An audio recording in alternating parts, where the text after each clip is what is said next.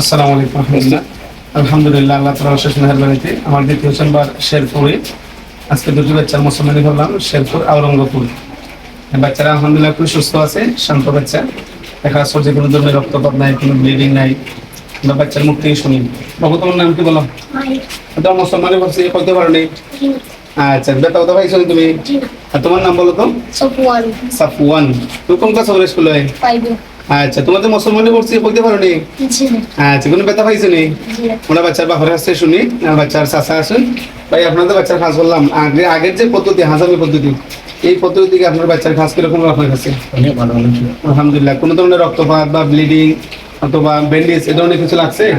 আলহামদুলিল্লাহ। ডাক্তারি অনেক ভালো, অনেক জি, জি, আলহামদুলিল্লাহ। উপর পদ্ধতি অনেক ভালো, অনেক ভালো। আমরা চাচার কাছ থেকে শুনি, কিরকম লাগলো কাজ আপনার কাছে? এটা অনেক ভালো আজান থেকে আগে বাচ্চারা তো অনেক শিখাইতো, অনেক কিছু আমরা কিন্তু বেশি কষ্ট পাই। কষ্ট হয়। আলহামদুলিল্লাহ। আপনারা যারা খাস করাইতে চান শেরপুর তিব্বত নববী জামা সেন্টারে যোগাযোগ করবেন। আসসালামু আলাইকুম।